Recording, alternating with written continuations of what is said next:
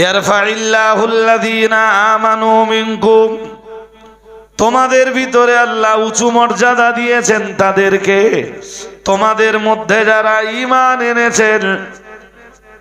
আমরা যেন বললাম, তারপর মহান আল্লাহ বললেন ওয়াল্লাযীনা উতুল ইলমা দারাজাত।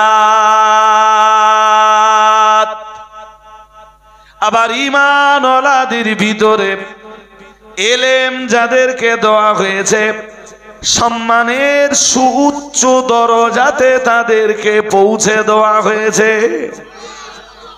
আর একটু মন খুলে বলেন, তাহলে এমনি সম্মান ইমানদারদের, সম্মান আল্লাহর সম্মান, তার রাসূলের সম্মান, ইমানদারদের। ইমানদারদের ভিতরে এলেম যাদেরকে দেওয়া হয়, আল্লাহ এলেম যাদেরকে দান করেছেন, কোরআনুল কারীমের এলেম যাদেরকে আল্লাহ দিয়েছেন, হাদিসে নববীর এলেম যাদেরকে আল্লাহ দিয়েছেন, ইলমে ফিকহের ইলম যাদের আল্লাহ দিয়েছেন, ইলমে আকায়েদ আল্লাহ যাদেরকে দান করেছেন, ইলমে হিকমাত আল্লাহ যাদেরকে দান করেছেন, ইলমে মান্তিক আল্লাহ যাদেরকে দান করেছেন, ও ইলমে উসুলে ফিক আল্লাহ যাদেরকে দান করেছেন, ইলমে নাহু যাদেরকে আল্লাহ দান করেছেন, ইলমে সারফ আল্লাহ যাদেরকে দান করেছেন, ইলমে বালাগাত আল্লাহ যাদেরকে দান করেছেন, ইলমে উরুস যাদেরকে আল্লাহ দান করেছেন, ইলমুল বায়ান আল্লাহ যাদেরকে দান করেছেন, ইলমুল বাদি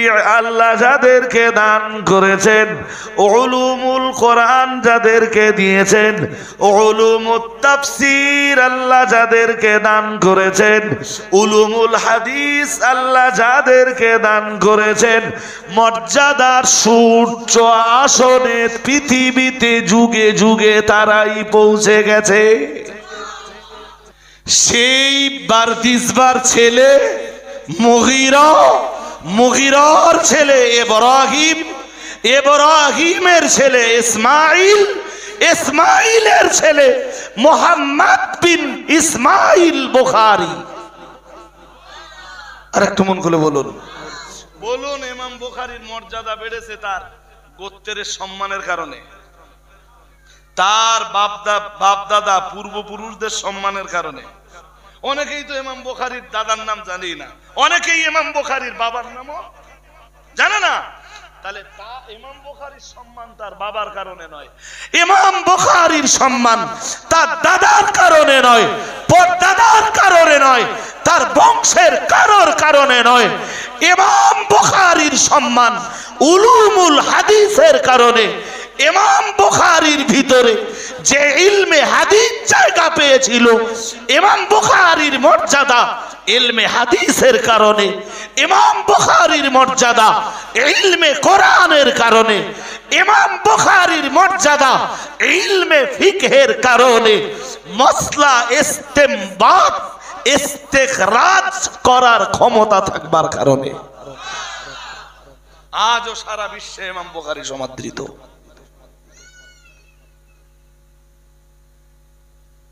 তার জন্ম নবীর বংশেও না। আমি এমন লোকের কবলে পড়েছি যার প্রতি আল্লাহর দয়া অনেক। মুফতি সাহেব এক সময় কোরআন পড়েছেন, শুধু পড়েছেন না, কোরআনের হাফেজ হয়েছেন। I am right? আরে হ্যাঁ না বলে না, আই এম রাইট। এরপরে যখন খারিজি মাদ্রাসাতে পড়াশোনা করেছেন, কোরআনের তাফসীর পড়েছেন, কোরআনের তাফসীর জালালাইন পড়ে, তাফসীরে জালালাইন পড়েছেন। আমি ছাত্র জীবনের কথা বলছি। তাফসীরে কাশফ পড়েছেন, তখনকার সিলেবাসে তাফসীরে কাশফ ছিল, বাইজাবি ছিল, আমি জানি তো কাশফ ছিল, বাইজাবি ছিল, এগুলো পড়েছেন। ছাত্র জীবন শেষ হলে আরো অনেক অনেক তাফসীর ঘাটাঘাটি করেছেন। তাফসীরে রুহুল মানি, তাফসীরে রুহুল বায়ান, তাফসীরে মাযহারি, তাফসীরে ইবনে কাসির, তাফসীরে বাগাবী, তাফসীরে সালাবি সহ পৃথিবীর প্রামাণ্য বহু বহু তাফসীর ঘাটাঘাটি করেছেন। কোরআনের এলেম যে যত বেশি অর্জন করে, জোগাড় করে, সে তত বেশি রহমতের হকদার হয়। আর একটু জোর করে বলে না, বুঝতে অসুবিধা হচ্ছে নাকি? এরপরে যখন তিনি শিক্ষক হয়েছেন বসিরহাট আমিনিয়া মাদ্রাসায়, বছরের পর বছর তিনি হাদিস তাফসীরের দার্স দিয়েছেন। আলিয়া ইউনিভার্সিটিতে কয়েক বছর তিনি থিওলজি বিভাগের লেকচারারের দায়িত্ব পালন করেছেন। জামিয়া রহমানিয়ার মতো এই রকম এক ইউনিভার্সিটিতে তিনি কয়েক বছর ধরে বুখারী শরীফের দার্স দিয়েছেন।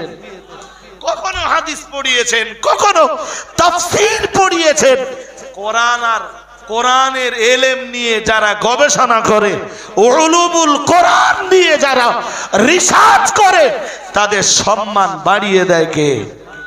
কে? হাজিরিনে মজলিস, মনে রাখুন, আল্লাহ পাক রব্বুল আলামিনের অগণিত দয়া দাক্ষিণ্যতা রয়েছে। আল্লাহ পাক রব্বুল আলামিন তো অন্য আয়াতে পরিষ্কার জানিয়ে দিয়েছেন, ওয়া ইন তাউদ্দু নি'মাতাল্লাহি লা তুসুহা। আল্লাহ পাক রব্বুল আলামিন জানিয়েছেন, তোমরা যদি আমার নিয়ামতগুলো গণনা করতে থাকো, আমার নিয়ামত রাজির গণনা যদি তোমরা করতে থাকো, আমার নিয়ামত গণনা করতে করতে তোমাদের জীবন শেষ হয়ে যাবে। না না না না না, আমি আল্লাহ পাক রব্বুল আলামিন বলছি, আমার নিয়ামত রাজির গণনা করে তোমরা শেষ করতে পারবে না। লা তাহাসাদু, একজন অন্যজনের প্রতি হিংসা করো না। আসলে তুমি যার উপরে হিংসা করছো, তুমি ভেবে দেখো সে তোমার ঈমানের ভাই। সুবহানাল্লাহ বললেন না তো? আর ঈমানের ভাইয়ের বাঁধনটা কি জানো?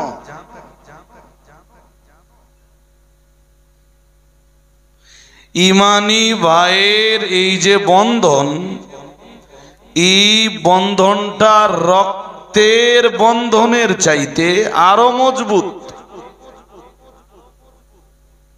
সুবহানাল্লাহ বাড়িকে বলবেন।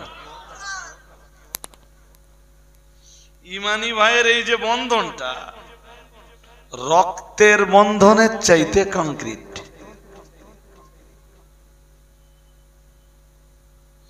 যদি বলেন দলিল, দলিল কোরআনে আছে।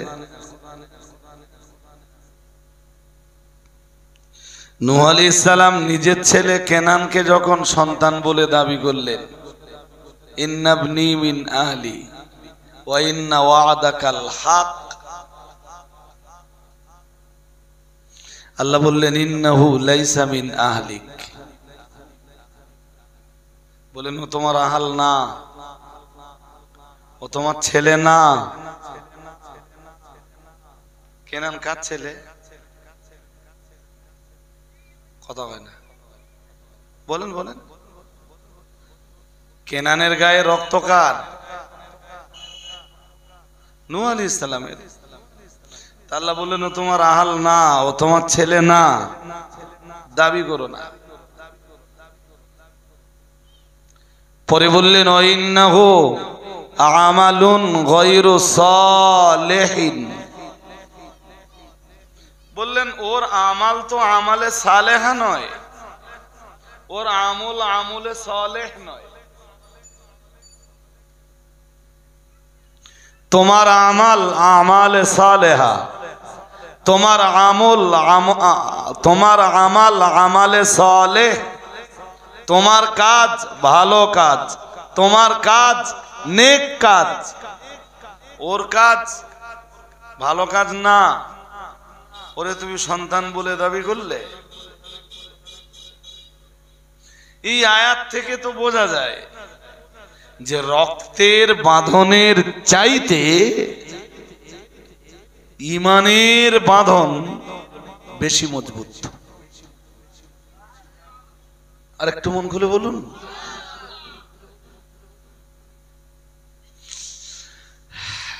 বদরের যুদ্ধের পর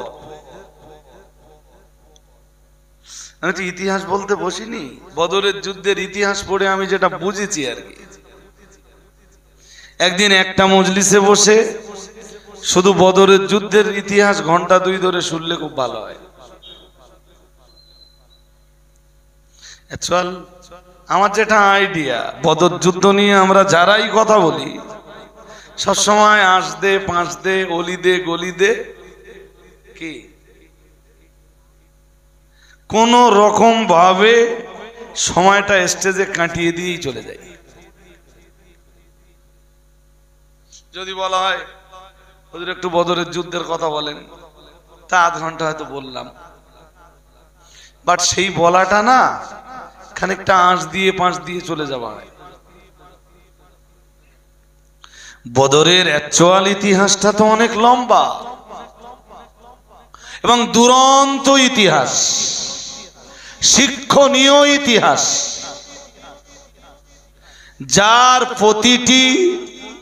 যার প্রতিটি অংশে রয়েছে তাম বিশ্বের মুসলমানদের জন্য শিক্ষার উপকরণ লুকিয়ে। সুবহানাল্লাহ। আর একটু মন খুলে বলেন। তবে এইগুলো বলার জন্য না ওই টাটকা টাটকা পড়ে বললে বড্ড ভালো হয়।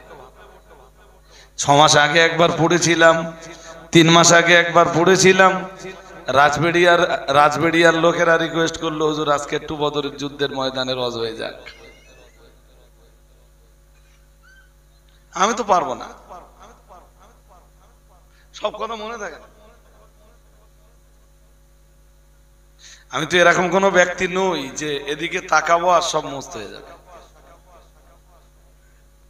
এই জন্য কেউ খুব রিকোয়েস্ট যখন করে বেশি হলে আসতে মাসতে একটু কেটে চলে যাই, তাছাড়া তো লাইন নেই।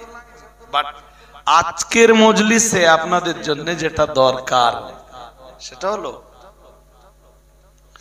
বদরের যুদ্ধে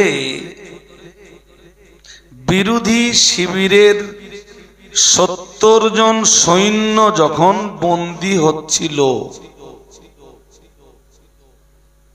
ততক্ষণে তো জয় মুসলমানদের হয়েই গেছে। জয়ের টুপি মুসলমানদের মাথায় আল্লাহ পরিয়েই দিয়েছেন। সংখ্যা মুসলমানদের কম তো কি আছে, জয়টা না সংখ্যায় আসে না, জয়টা না সামরিক শক্তিতে আসে না, জয় অস্ত্র শস্ত্রে আসে না, জয় আসে আল্লাহর সাহায্যে, আল্লাহর মদদে। আর একটু মন খুলে আজও আপনি খেয়াল করেন না যে মাত্র 2-3টে লোকের জব্দ করতে যে গোটা গোষ্ঠী হিমশিম খেয়ে যাচ্ছে।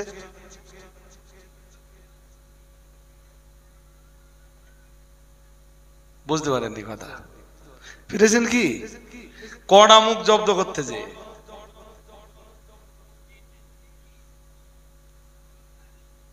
এত বেশি কথা বলা লাগবে না তো। একটা বিরাট ফাঁকা মাঠে দুদিকে দুটো স্টেজ তৈরি করে দেওয়া হোক, বিরাট ফাঁকা মাঠে আমাদের এই 2-3টে লোকের একটা স্টেজে তুলে দেওয়া হোক। কোনো বিচারক থাকবে না, কোনো ফয়সালাকারী থাকবে না, জনগণ নিজেরা সিদ্ধান্ত নেবে। ফয়সালা জনগণের উপর। আমি বলছি আলোচনা শুরু হওয়ার আগেই স্টেজেই জয় পরাজয় নির্ধারণ হয়ে যাবে। গোটা গোষ্ঠীর জন্য আর একটা স্টেজ তৈরি করে দেওয়া হোক, আর তাদের ভাষায় যেটা কোম্পানি, আমার ভাষা না, কোম্পানির 2-3টে প্রোডাক্ট আর একটা স্টেজে দেওয়া হোক।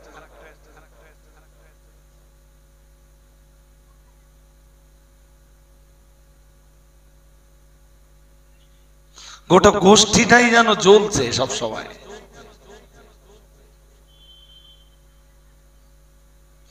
আরে পাওয়ার তো মুফতি সাহেবের না, পাওয়ার মাতিন সাহেবের না, পাওয়ার রজব আলীর না, পাওয়ার কোরআন আর হাদিসের। পাওয়ার কিসের? জোর করে বলে না। সূরা মুনাফিকুনটা খুলে একটু দেখবেন, সূরাতুল মুনাফিকুন 28 পারা একটা সূরা আছে, আল্লাহ মুনাফিকদের নামে একটা সূরা দিয়েছেন। ওতে একটা আয়াত আছে, ওয়ালিল্লাহিল ইজ্জাতু ওয়া লিরাসূলিহি ওয়া লিল মুমিনিন। মহান আল্লাহ তাতে জানিয়েছেন ওয়ালিল্লাহিল ইজ্জাহ, মহান আল্লাহ জানিয়েছেন সম্মান সব আল্লাহর। আর একটু মন খুলে বলেন, সম্মান কার? সম্মান সব কার? আল্লাহর। ওলে রাসূলিহি, সম্মান তার রাসূলের। আর একটু মন খুলে বলো, সম্মান কার কার? আল্লাহ। তারপর কার? এই পর্যন্ত একটু মনে রাখুন। 28 পারায় আরো একটা আয়াত আছে, আমি সব যদি গুছিয়ে গুছিয়ে আপনাদের বলতে যাই আরো বেশি সময় যাবে। যদি কেউ জিজ্ঞেস করে নেন হুজুর কোথায় আছে, আমি তাও বলে দেব। ইয়ারফাইল্লাহুল্লাযীনা আমানু মিনকুম, ইয়ারফাইল্লাহুল্লাযীনা আমানু মিনকুম। মহান আল্লাহ জানিয়েছেন আল্লাহ মর্যাদার উঁচু আসন দান করেছেন। জায়গা হচ্ছে না নাকি? একদম ভিতরে আওয়াজ দিলে তো হবে না ভাই। আমি দুই একজনের আওয়াজ পাচ্ছি, আর মেয়েদের আওয়াজ এখনো বন্ধ হয়নি। এনে মেয়েরা তো আমার কথা বুঝবে না তো, এরা বাদামের খোলা বুঝবে। আমি এই কোরআন হাদিসের যে মেসেজ গুলো দিব না, এগুলো এরা সহজে তো বুঝবার চেষ্টা করবে না। আসলে কোরআনের নসিহাত, কোরআনের উপদেশ যারা গ্রহণ করার মতো মন না তৈরি করে, কোরআন বোঝা তাদের জন্য খুব কঠিন। আওয়াজ দিলে হয় না ভাই, আওয়াজ দিলে একদম না। এখন যদি মেয়েরা চেল্লা চেল্লু করে, আমি আর রস বন্ধ করবো নি।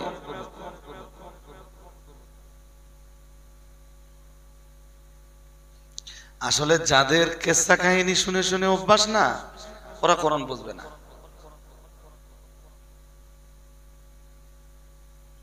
বাদামের খোলায় যারা অভ্যস্ত, ওরা কোরআনের কি বুঝবে?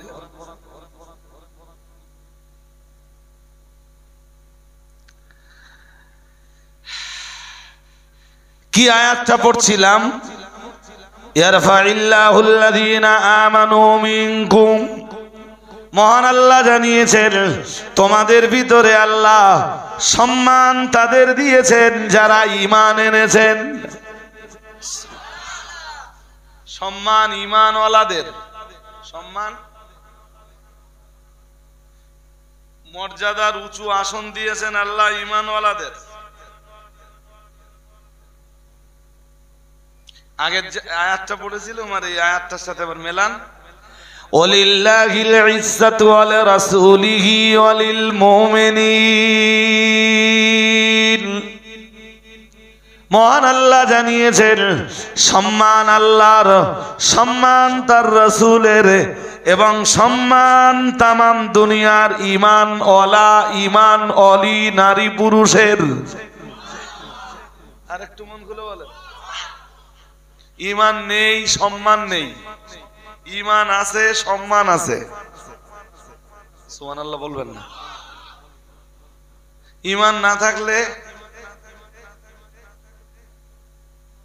কথা বলে না। ঈমান যার যত মজবুত, সম্মান তার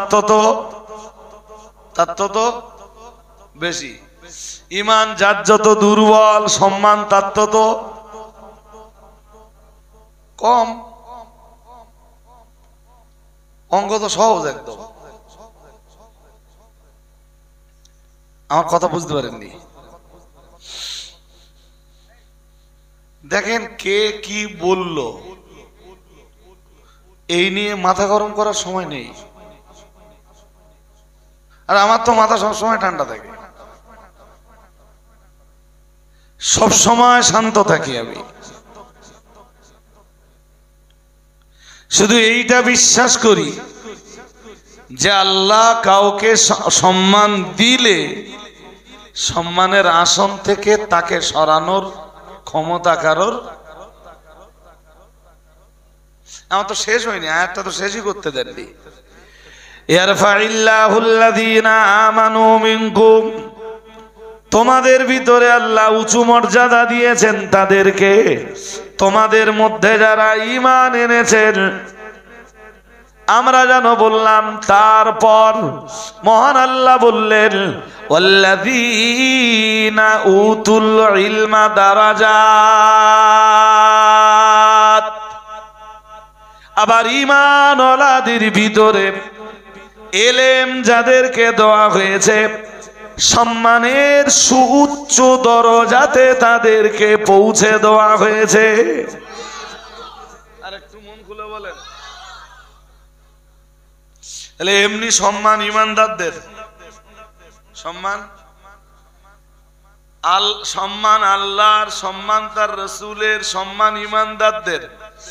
ইমানদারদের ভিতরে এলেম যাদেরকে দেওয়া হয়, আল্লাহ এলেম যাদেরকে দান করেছেন, কোরআনুল কারীমের এলেম যাদেরকে আল্লাহ দিয়েছেন, হাদিসে নববীর এলেম যাদেরকে আল্লাহ দিয়েছেন, ইলমে ফিকহের ইলম যাদের আল্লাহ দিয়েছেন, ইলমে আকায়েদ আল্লাহ যাদেরকে দান করেছেন, ইলমে হিকমাত আল্লাহ যাদেরকে দান করেছেন, ইলমে মান্তিক আল্লাহ যাদেরকে দান করেছেন, ইলমে উসুলে ফিক আল্লাহ যাদেরকে দান করেছেন, ইলমে নাহু যাদেরকে আল্লাহ দান করেছেন, ইলমে সারফ আল্লাহ যাদেরকে দান করেছেন, ইলমে বালাগাত আল্লাহ যাদেরকে দান করেছেন, ইলমে উরুস যাদেরকে আল্লাহ দান করেছেন, ইলমুল বায়ান আল্লাহ যাদেরকে দান করেছেন, ইলমুল বাদি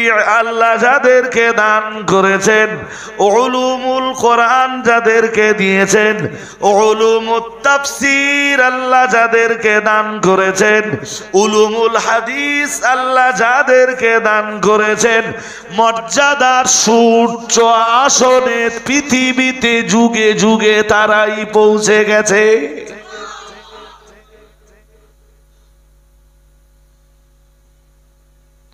কোরআন বলছে, বক্তব্য আমার না। যদি আপনি দেখতে চান যে কোরআনের কোথায় আছে, আমি দেখিয়ে দেব। যদি আরবি না পড়তে পারেন, বাংলা দেখাবো, আমার কাছে বাংলাও আছে। আয়াতটা দেখি। এলেম যার, আমল যার, সম্মান তার। এলেম যার, আমল যার, সম্মান। সে কোন বংশের, কোন গোত্রের।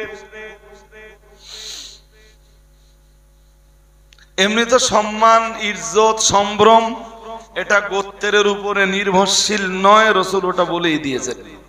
নবীজি এক হাদিসে বলেছেন, ওয়ালা নাসাবাকাল ইলমি। এর মানে জানেন? জানেন না, হয়তো শুনেছেন, বাট বাংলাটা হয় মনে রাখতে পারেননি, অথবা আমি তো বাংলাটা এখনো বলিনি। এবার বাংলাটা বলি। নবীজি বললেন, বংশ নয়। হাদিসে যেমন আছে সেরকম বলছি, বলো। আল্লাহ পাকের নবী বললেন, ওয়ালা নাসাবাকাল ইলমি, বংশ নয়, এলেম যেমন। তার মানে ইলমের যে মর্যাদা আছে, বংশের সেই মর্যাদা। ইলমের কারণে মানুষ যে স্তরে পৌঁছে যেতে পারে, বংশের কারণে মানুষ সেই স্তরে পৌঁছে যেতে, জোরে বলেন, পারে না, পারে না, পারে না। তাই নবী এক কথায় বললেন, ওয়ালা নাসাবাকাল ইলম। নবীজি বলেছেন, এলেম বংশ নয়, কাল ইলম, ইলমের মতো। ইলমের কারণে মানুষ যেমন মর্যাদার সুউচ্চ শিখরে পৌঁছে যেতে পারে, বংশের কারণে মানুষ সেখানে পৌঁছাতে পারে।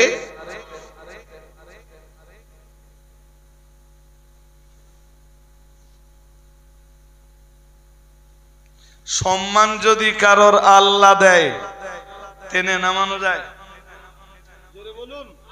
আচ্ছা, ও কথাটা পরে বলছি। একটা দুটো উদাহরণ নেন এবার, একটা দুটো উদাহরণ ছোট ছোট করে, বেশি লম্বা চওড়া উদাহরণ নিলে আপনারাও মনে রাখতে পারবেন না, আর আমিও আপনাদেরকে বোঝাতে পারবো না। সূরা রহমান পড়েছেন? তার আগে আরেকটু রহমান পড়েছেন? হ্যাঁ না কিছু বলেন। অনেকে কোরআন পড়তে পারেন না, তো আমার জিজ্ঞেস করে লাভ কি? মাদিন সাহেব তো ইয়োজি করছিলেন। সূরা রহমান বেশি না, শুধু শুরুটা একটু পড়ে দেখবেন। আর শ্রোতা হিসাবে যারা বসছেন অনেকেই শুরুর অংশগুলো জানেন, কোরআন নাই বা পড়তে পারেন। তবে আমার রিকোয়েস্ট, আপনি আল্লাহর রাস্তে একটু কোরআনটা পড়া শিখে যান। আপনি ট্রাই করলে খুব তাড়াতাড়ি আল্লাহর কোরআন পড়া শিখে যাবেন,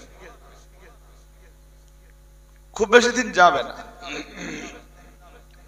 সূরা রহমানের শুরুতে কি আছে একটু বুঝবার চেষ্টা করেছেন কখনো? আমি একটা কথা স্মরণ করাচ্ছি। আমি যখন বুখারীতে পড়ি, তা আমার তো বুখারী পড়া কোনো খানিজি মাদ্রাসাতে না, আলিয়া ইউনিভার্সিটিতে। খুব বেশি দিন ক্লাস করার সুযোগও আমি পাইনি, সত্যি কথা যেটা। আমার ভিতরে যেটা আছে সেটা বলতে লজ্জা নেই তো।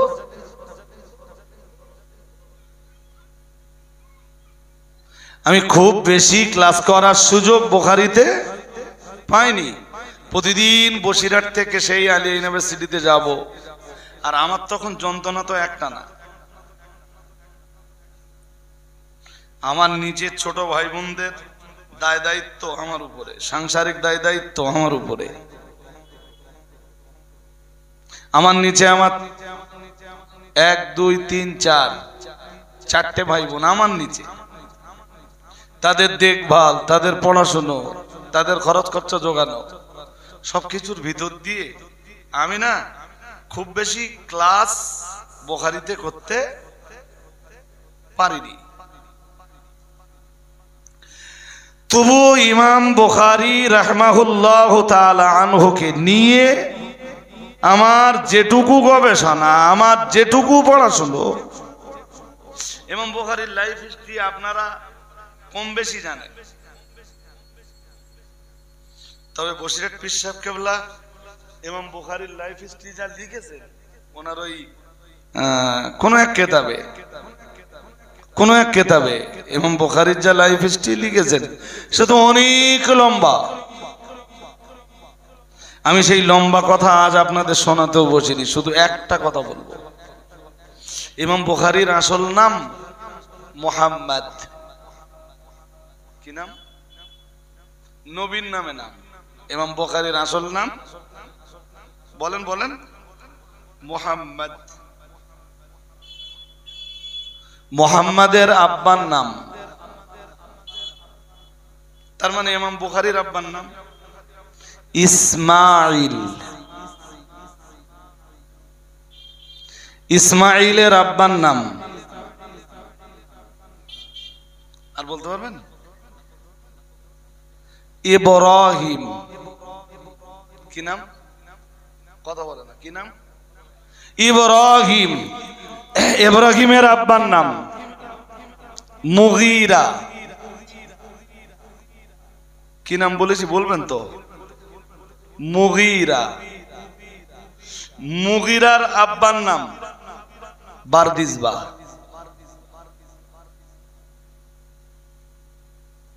বুঝতে পারেননি? পেরেছেন? মনে থাকবে? এবার একটু আপনারা বলেন দিন দেখি, আমারটা পুরো বেকার গেল কিনা। আমি সূরা রহমানের কথাটা বলছি পরে। ইমাম বুখারীর আসল নাম মুহাম্মদ। আরে বোখারা তো একটা শহর, তো একটা শহর তো কোনো মানুষের নাম হতে পারে না। তৎকালীন রাশিয়ার বোখারা একটা কি, আপনি এখন গুগলে সার্চ করে দেখবেন এখন কোন দেশে পড়তেছে সেটা। বুখারা, বুখারা শহর থেকে উনি হয়ে গেলেন ইমাম বুখারী। ইমাম ইমাম আরে যেমন বজলুর রহমান দরগাপুরি, দরগাপুরটা একটা গ্রাম। দরগাপুর কি, দরগাপুরি তো কারোর নাম হতে পারে না। তো ইমাম বুখারীও কারোর নাম হতে পারে না। বাট পৃথিবীর ইতিহাসে উনি ইমাম বুখারী নামে পরিচিত। ওনার আসল নাম মুহাম্মদ, আব্বার নাম বলে ফেলেন, বলে ফেলেন। এবার বলেন ইসমাইলের আব্বার নাম ইব্রাহিম। ইসমাইলের আব্বার নাম ইব্রাহিম। তাহলে ইমাম বুখারীর কি হলেন? দাদা। ইমাম বুখারীর কি হলেন? দাদা। এবার ইমাম বুখারীর দাদার বাপের নাম মুগীরা। কি নাম? মুগীরা। মুগীরার বাবার নাম বলে ফেলেন, বলে ফেলেন। বারদিসবাহ। কি নাম? সবাই একটু বলেন না। হ্যাঁ, যদি ভুলে যান তো আমার এই সব কথা বলার দরকার কি ছিল? বারদিসবাহ। এই বারদিসবাহ ছিলেন আগুন পূজারী। আচ্ছা এবার হিসাব করুন তো বারদিসবাহ ইমাম বুখারীর কি হয়? কি কি আপনারা কি বলেন? পদ্মাদু। কি বলেন? ইমাম বুখারীর এই পর্দাদু ছিলেন আগুন পূজারী।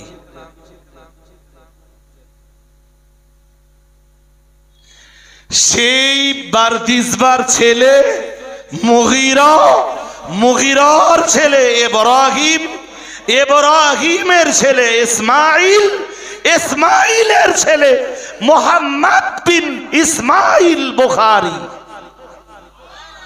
আর একটু মন খুলে বলুন, বলুন ইমাম বুখারীর মর্যাদা বেড়েছে তার গোত্রের সম্মানের কারণে, তার বাপ দাদা পূর্বপুরুষদের সম্মানের কারণে। অনেকেই তো ইমাম বুখারীর দাদার নাম জানি না, অনেকেই ইমাম বুখারীর বাবার নামও জানে না। তাহলে তা ইমাম বুখারীর সম্মান তার বাবার কারণে নয়, ইমাম বুখারীর সম্মান তার দাদার কারণে নয়, পরদাদার কারণে নয়, তার বংশের কারোর কারণে নয়। ইমাম বুখারীর সম্মান উলুমুল হাদিসের কারণে। ইমাম বুখারীর ভিতরে যে ইলমে হাদিস জায়গা পেয়েছিল, ইমাম বুখারীর মর্যাদা ইলমে হাদিসের কারণে, ইমাম বুখারীর মর্যাদা ইলমে কোরআনের কারণে, ইমাম বুখারীর মর্যাদা ইলমে ফিকহের কারণে, মাসলা ইস্তেমবাত ইস্তেখরাজ করার ক্ষমতা থাকবার কারণে আজও সারা বিশ্বে ইমাম বুখারী সমাদৃত।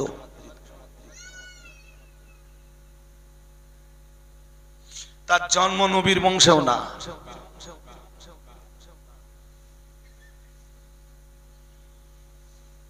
আল্লাহ কোরআনে তো ওইটাই বলতেছেন।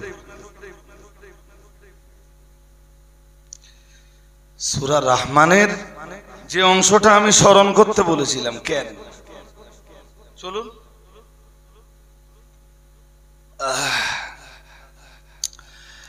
সূরা রহমানের ভিতরে আল্লাহ পাক রব্বুল আলামিন একেবারেই সূচনাতে সূরা রহমানের শুরুতেই আল্লাহ পাক রব্বুল আলামিন জানিয়েছেন আর রহমান আল্লামাল কুরআন খালাকাল ইনসান আল্লামাহুল বায়ান।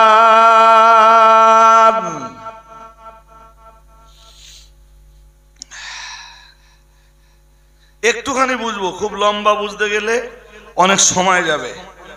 যেটা দরকার সেইটা বুঝে নেব শুধু আজকে এর ভিতর থেকে। এর ভিতরে কথা অনেক, এর ভিতরে অনেক নসিহত লুকিয়ে, এর ভিতরে অনেক ওয়াজ লুকিয়ে। আল্লাহ পাকের কোরআনের সূরা রহমানের শুরুতেই মহান আল্লাহ বললেন আর রহমান, দয়াময়। আমি রহমানের ব্যাখ্যা দিচ্ছি না আজকে, শুধু এতটুকু বলছি, রহমান দয়াময়। আমরা বললাম কে কে কে দয়াময়? আল্লাহ জবাব দিলেন, বললেন দয়াময় তিনি আল্লামাল কুরআন, যিনি কুরআন শিখিয়েছেন। এই ছেলে কোথায় যাবে? হঠাৎ উঠে পড়লো, উজু করবে? বাহ, চিন্তা ভাবনা ভালো। তো এই ঠান্ডায়,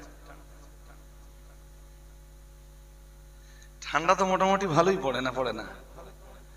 আর শীতের রাতের উজুকে বলা হয় আল উদু আলাল মাকারি, কষ্টের উজু। কি বলে?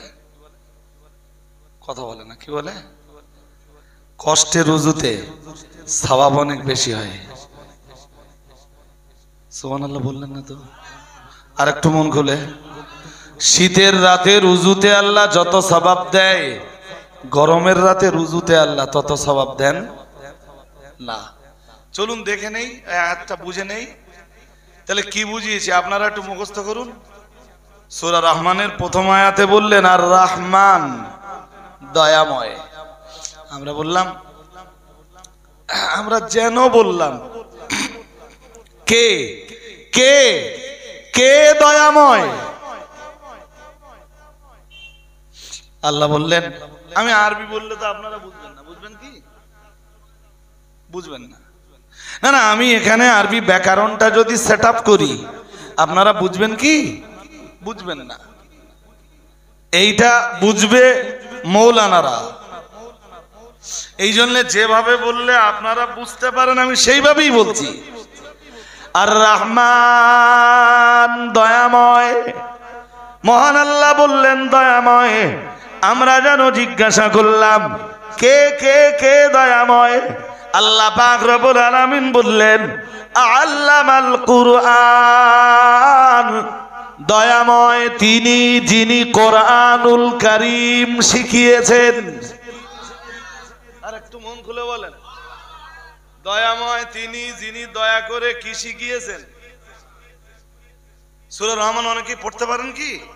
একটু এগিয়ে যেয়ে দেখবেন আছে আন নাজমু ওয়াশ শাজারু ইয়াসজুদান ওয়াস সামাআ রাফাআহা ওয়া ওয়াদাআল, বলুন মিজান। তারপর আল্লাহ তাতগাউ ফিল ওয়াকিমুল ওয়াজনা বিল কিসতি ওয়ালা তুখসিরুল মিজান। তারপর কি আছে? ওয়াল আরদা ওয়াদাআহা লিল আনাম ফিহা ফাকিহাতু ওয়ান নাখলু যাতুল আকমাম ওয়াল হাব্বু যুল আসফি ওয়ার রাইহান ফাবিআইয়ি আলাই রাব্বিকুমা। একটু পরেই আল্লাহ বলবেন চন্দ্র আর সূর্যের কথা। ওয়াশ শামসু ওয়াল কমারু বিহুসবান ওয়ান নাজমু ওয়াশ শাজারু ইয়াসজুদান। মানে এর পরবর্তীতে যে আয়াতগুলো আসবে, প্রত্যেক আয়াতেই আল্লাহর দয়ার কথা ফুটে উঠবে। আমি মনে হচ্ছে বোঝাতে পারছি না আপনাদের, পারছি কি? প্রত্যেকটা আয়াতে আল্লাহর দয়া, আল্লাহর রাহমাতের আলোচনা ফুটে উঠবে।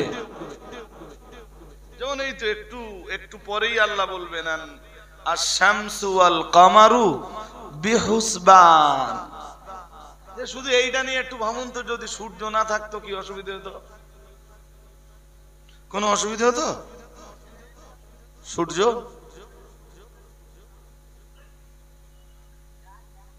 তাতে কোনো অসুবিধা আছে?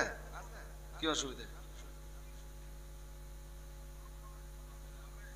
ফসল তো ফসল নাই, যা মজুদ আছে সেইগুলো না কিছুদিন খেলুম। মাইনাস পয়েন্ট এইটা না। মাইনাস কি? সূর্যের আলো পৃথিবীর কোনো কোণে যদি না আসে, এই গাছগাছালি যা আছে একটাও বাঁচবে না। আর আর আল্লাহর যে নিয়ম নীতি, আল্লাহর বেঁধে দেওয়া কিছু নিয়ম নীতি আছে, সেই নিয়ম নীতিতে এই পৃথিবী পরিচালিত হয়।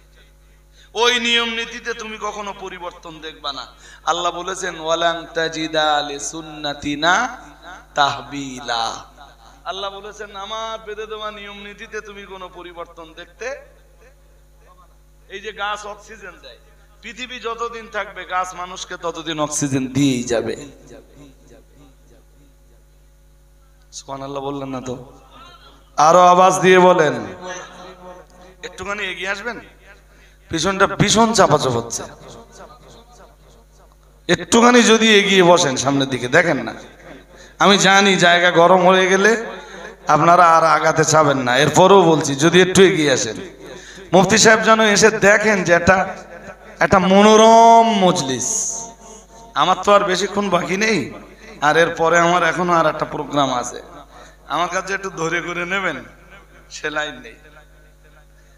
এমনি সময় থাকলে রাজবেড়িয়ার মানুষদের বলা লাগে না, যখন সময় পাই না হাতে তখন মনে হয় যে রাজবেড়িয়া একটু টাইম দেই।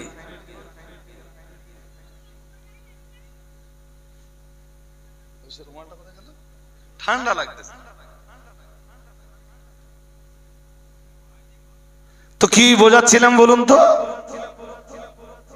ভুলে গেছেন নাকি? সূর্যের আলো পৃথিবীতে না এলে গাছ আর একটাও আর গাছ না বাঁচলে অক্সিজেন। পৃথিবীর কোথাও যদি সূর্যের আলো না থাকে তা গাছ তো এমনি মরে যাবে। গাছ যখন মরে যাবে মানুষ অক্সিজেন পাবে না, তা খাবার পেলাম না পেলাম। গাছ যদি বেঁচে না থাকে, অক্সিজেন যদি না পাই, মানুষ সব কি হবে? হ্যাঁ, মারা যাবে। আচ্ছা, সূর্য আল্লাহর দয়া না দয়া নয়? জোর করে বলেন এবার। দয়া তো ছোটখাটো দয়া না অনেক বড় দয়া? অনেক।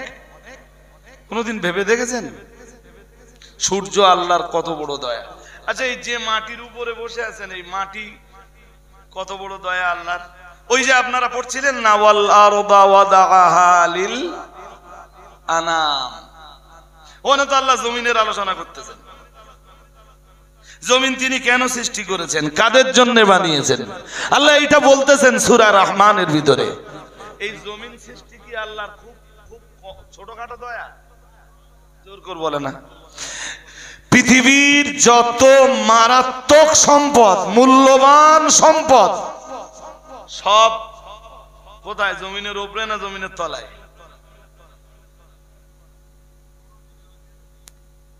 বেশি মূল্যবান সম্পদ যেগুলো, ওইগুলো কোথায় আছে? জমিনের।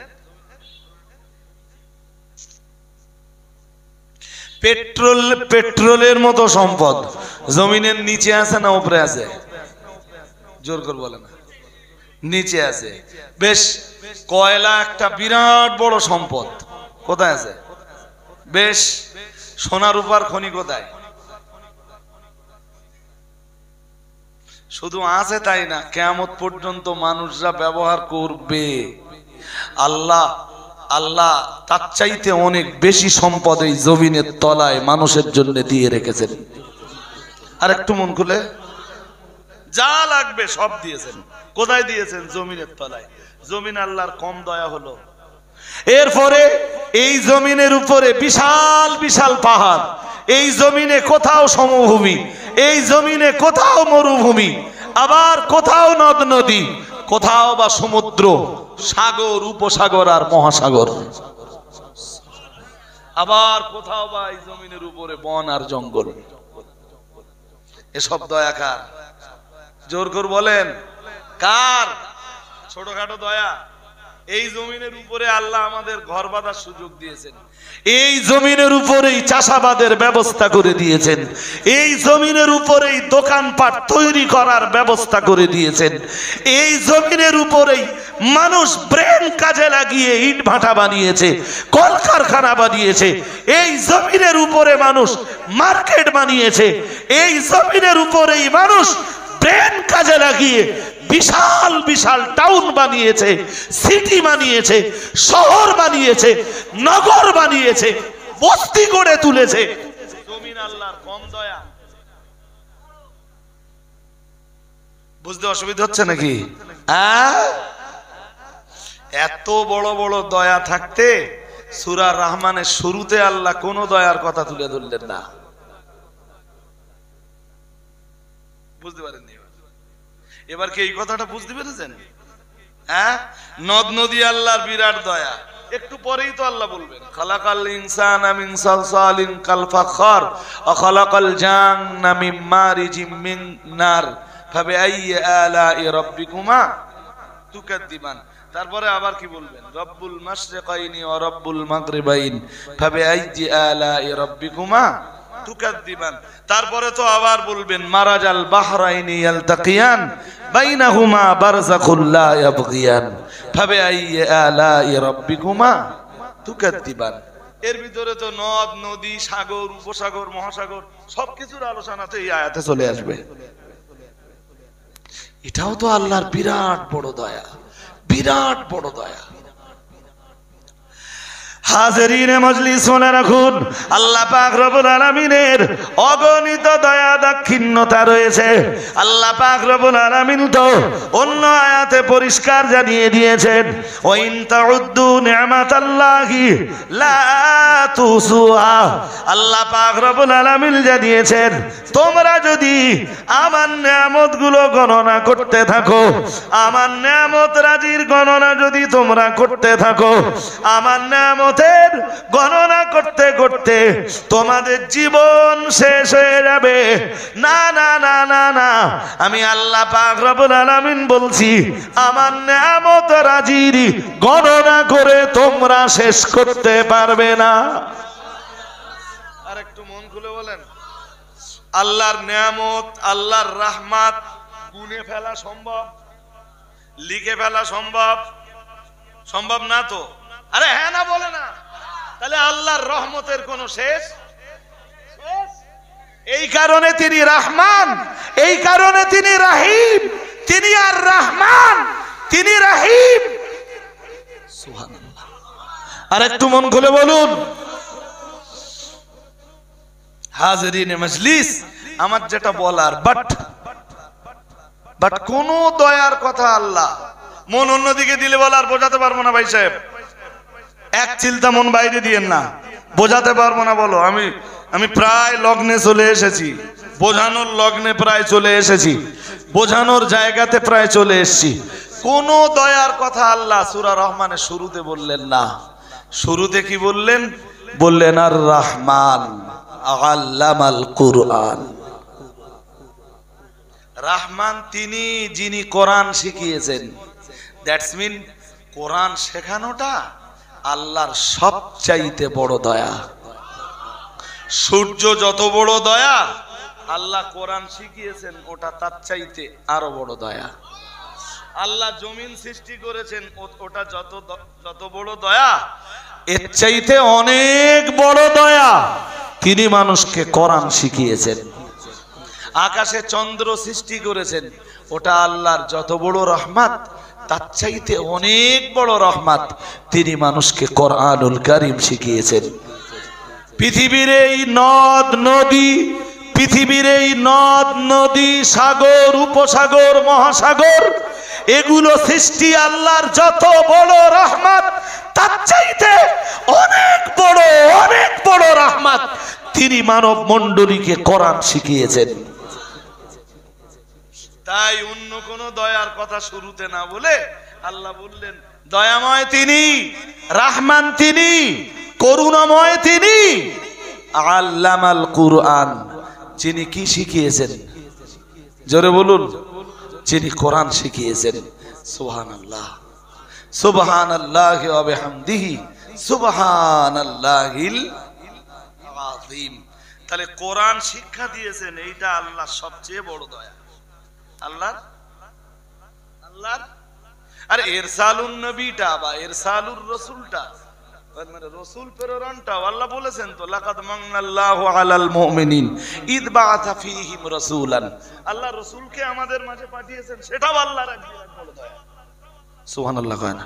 ওই যে কোরআনের আয়াতে আছে না, ওমা আরসালনাকা ইল্লা রাহমাতাল লিল, এই তো আপনারা তো হুজুর হয়ে গেছেন প্রায়। যত ভালো আপনারা পড়লেন শেষের দিকে এসে, এত বড় বউ হুজুরই তো পড়তে পারে না। হক কথা বললি খালু বেজার হয়, হ্যাঁ? হক কথা বললে খালু কি হয়? হাজিরিনে মজলিস, চলুন এবারে ওই আয়াতটা বুঝে নেই। আল্লাহ পাক রব্বুল আলামিন জানিয়েছেন আর রহমান দয়াময়। আমরা জানো বললাম কে কে কে দয়াময়? আল্লাহ পাক রব্বুল আলামিন বললেন দয়াময় তিনি। আল্লামাল কোরআন, যিনি কোরআন শিখিয়েছেন। ও বাবাজিরা ভাইরা, তাফসীর কারকরা এই আয়াতের তাফসীর করতে যে লিখেছেন আই আল্লামাহু মুহাম্মাদান সাল্লাল্লাহু আলাইহি ওয়াসাল্লাম। তাফসীর কারকরা জবাব দিয়েছেন আল্লাহ পাক রব্বুল আলামিন কোরআন শিখিয়েছেন তার বান্দা, তার প্যারা নবী মুহাম্মাদুর রাসূলুল্লাহ সাল্লাল্লাহু আলাইহি ওয়াসাল্লামকে। মুফাসসিরিনে হযরতরা আর এই আয়াতের ব্যাখ্যায় লিখেছেন, এই আয়াতের তাফসীর করতে যে লিখেছেন ওয়াদাহু ইলা জামিইন নাস, প্রিয় নবী মুহাম্মাদুর রাসূলুল্লাহ সাল্লাল্লাহু আলাইহি ওয়াসাল্লামকে আমার আল্লাহ নিজে দায়িত্ব নিয়ে কোরআন শিখিয়েছেন। আর মুহাম্মাদুর রাসূলুল্লাহ সাল্লাল্লাহু আলাইহি ওয়াসাল্লাম ওয়াদাহু ইলা জামিইন নাস, মুহাম্মাদুর রাসূলুল্লাহ সাল্লাল্লাহু আলাইহি ওয়াসাল্লাম আল্লাহ পাকের নাযিল করা ওই কোরআনুল কারীম तमाम পৃথিবীর মানুষের কাছে পৌঁছে দিয়েছেন। আরো আওয়াজ দিয়ে বলেন, তাহলে যিনি কোরআন শিখিয়েছেন তিনি দয়াময়। মানে কোরআন যিনি শেখাচ্ছেন তিনি দয়াময়, রহমান তিনি যিনি কোরআন শিখিয়েছেন। দ্যাটস মিন যারা কোরআন শিখেছে তারা আল্লাহর দয়া, আল্লাহর রহমতের হকদার হয়েছে। এর ফলাফল তাই দাঁড়াচ্ছে তো, যারা কোরআন শিখেছে তারা আল্লাহর কিসের হকদার হয়েছে? রহমতের হকদার হয়েছে, দয়ার হকদার হয়েছে। জি, আল্লাহর আকাশের নিচে জমিনের উপরে যিনি যত বেশি কোরআন নিয়ে চর্চা করেছেন, যত বেশি কোরআন তেলাওয়াত করেছেন, যত বেশি কোরআন নিয়ে গবেষণা করেছেন, রিসার্চ করেছেন, কোরআনুল কারীমের আলো দিয়ে নিজের জীবনটাকে সাজিয়ে তুলেছেন, নিজের জীবনটাকে আলোকিত করেছেন, আল্লাহর দয়ার তিনি তত বেশি হকদার হতে পেরেছেন। আর একটু মন খুলে বলেন, যিনি যত বেশি কোরআন, মুফতি সাহেবের গাড়ির আওয়াজ পাচ্ছি, আর অসুবিধা নেই আমার কাছে, আর আপনাদের কথা শুনতে হবে না, আমি আর জ্বালাতন করতেছি না। জি, আবার বলছি আর একবার, আমার কথা বিশ্বাস হলে না পেছন দিকে আবার তাকিয়ে দেখতেছেন যে সত্যি কথা কিনা। আমি গাড়ির হর্নের আওয়াজ মুস্ত হয়ে গেছে না, বুঝতে পারেননি? জি, হর্নের আওয়াজ পেলেই বুঝতে পারি যে মুফতি সাহেবের গাড়ি ঢুকে গেছে। একটু আলহামদুলিল্লাহ বলবেন না? হ্যাঁ, আমি কি মুফতি সাহেবের গলার আওয়াজ পেয়েছি? না, গাড়ির আওয়াজ। তাহলে গাড়ির আওয়াজের সাথে কতটা সেট আপ হয়ে গেছে দেখেন। এর নাম মহব্বত। এর নাম কি? আল্লাহ মহব্বত টিকিয়ে রেখে দেন। বলুন আমিন, বলুন না আমিন। আরে আমি যদি মহব্বত করে থাকি তো আমি কোনো জাহেলের কবলে পড়িনি, পড়েছি? হ্যাঁ না বলে না, কোনো জাহেলের কবলে পড়েছি না আলেমের কবলে পড়েছি? আলেমের কবলে। আল উলামা ওয়ারাসাতুল, হ্যাঁ, আমি এমন লোকের কবলে পড়েছি যার প্রতি আল্লাহর দয়া অনেক। হ্যাঁ, মুফতি সাহেব এক সময় কোরআন পড়েছেন, শুধু পড়েছেন না, কোরআনের হাফেজ হয়েছেন। I am right? আরে হ্যাঁ না বলে না, আই এম রাইট। এরপরে যখন খারিজি মাদ্রাসাতে পড়াশোনা করেছেন, কোরআনের তাফসীর পড়েছেন, কোরআনের তাফসীর জালালাইন পড়ে, তাফসিরে জালালাইন পড়েছেন। আমি ছাত্র জীবনের কথা বলছি। তাফসিরে কাশফ পড়েছেন, তখনকার সিলেবাসে তাফসিরে কাশফ ছিল, বাইজাবি ছিল, আমি জানি তো কাশফ ছিল, বাইজাবি ছিল, এগুলো পড়েছেন। ছাত্র জীবন শেষ হলে আরো অনেক অনেক তাফসির ঘাটাঘাটি করেছেন। তাফসিরে রুহুল মানি, তাফসিরে রুহুল বায়ান, তাফসিরে মাজাহারি, তাফসিরে ইবনে কাসির, তাফসিরে বাগাবি, তাফসিরে সালাবি সহ পৃথিবীর প্রামাণ্য বহু বহু তাফসির ঘাটাঘাটি করেছেন। কোরআনের এলেম যে যত বেশি অর্জন করে, জোগাড় করে, সে তত বেশি রহমতের হকদার হয়। আর একটু জোর করে বলে না, বুঝতে অসুবিধা হচ্ছে নাকি? এরপরে যখন তিনি শিক্ষক হয়েছেন বসিরহাট আমিনিয়া মাদ্রাসায়, বছরের পর বছর তিনি হাদিস তাফসিরের দার্স দিয়েছেন। আলিয়া ইউনিভার্সিটিতে কয়েক বছর তিনি থিওলজি বিভাগের লেকচারারের দায়িত্ব পালন করেছেন। জামিয়া রহমানিয়ার মতো এই রকম এক ইউনিভার্সিটিতে তিনি কয়েক বছর ধরে বুখারী শরীফের দার্স দিয়েছেন। কখনো হাদিস পড়িয়েছেন, কখনো তাফসীর পড়িয়েছেন। কোরআনের এলেম নিয়ে যারা গবেষণা করে, উলুমুল কোরআন নিয়ে যারা রিসার্চ করে, তাদের সম্মান বাড়িয়ে দেয় কে? কে? আল্লাহ যা সম্মান বাড়িয়ে দেয় ওইটা কেউ কেড়ে নিতে পারে? জোর করে বলেন।